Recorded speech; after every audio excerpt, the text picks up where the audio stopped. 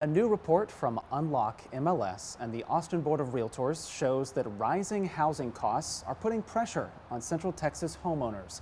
We're going to dive much more into this now with Taylor Smith, who is the Deputy Director of Government Affairs for the Austin Board of Realtors. Taylor, welcome back to our show. Thanks for being with us as always. Thanks for having us. So what we're talking about today is this Homeowner Affordability Index. This is something new that you all are putting out. Describe what this is exactly. The Homeowner Affordability Index really quantifies how much strain is being placed on Central Texas households for every $100 that we increase in monthly carrying cost. That includes property taxes, insurance rates, and utilities. And collectively what we found is for every $100 that we increase in that monthly housing cost, about 9,800 Central Texas families are pushed into a 30% cost burden territory, which is the HUD kind of definition of being cost burden. Okay, what is particularly concerning about that, to see that statistic come to life in this report? What's concerning with that is it just really, again, quantifies how many households we could push into that territory, and that might have to decide, do they stay in Central Texas or do they move outside of Central Texas? Our research also found that homeowners in moving to Dallas and Houston, about 14 to 15% are actually coming from Austin. And so this report's really trying to shed light on the pressures facing Central Texas homeowners so that we can have collective, more informed decisions when we talk about property taxes or utility rates. I know that this particular report also included some recommended solutions to address some of that. I want to ask you about that in just a moment, but first talk about why you all wanted to create this index and put that out there and hopefully more regularly in the future. Of course. Well, we're in the middle of budget season right now across Central Texas for many Central cities.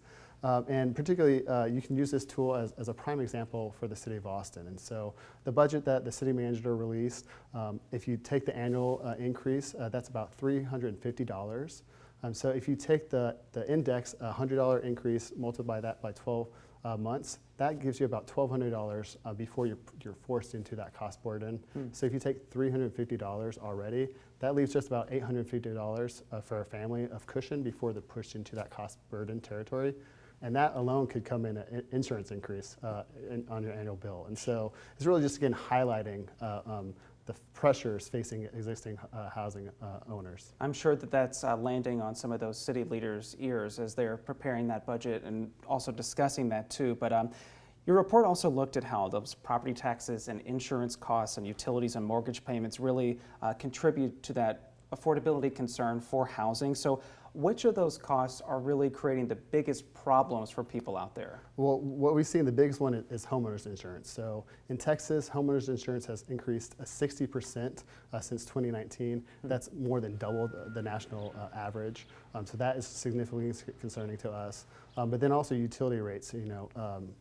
Utility providers across Central Texas are midstream in multi-year rate adjustments. And so again, those are fixed costs that homeowners then have to eat each month. Okay, so let's get to that part about the forward-thinking piece of this. There are some policy recommendations that are included with the report. What are some things that leaders could do to maybe ease some of those burdens? Yeah. The biggest one is really just taking into consideration the overall impact to the household. And so property tax rate or a utility rate made in isolation really doesn't take into consideration the full impact on households.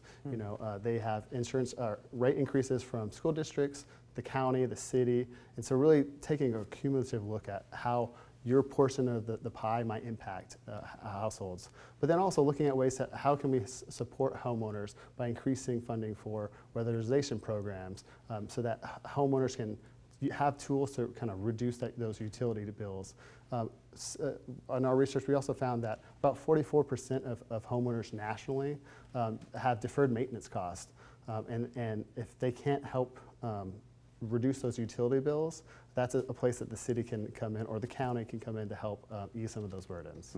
Will be interesting to see what maybe emerges from this, if there's some of those ideas will take root and be enacted here locally. But Taylor Smith, thank you so much again for joining us, and we appreciate you being with us. Thanks for having me.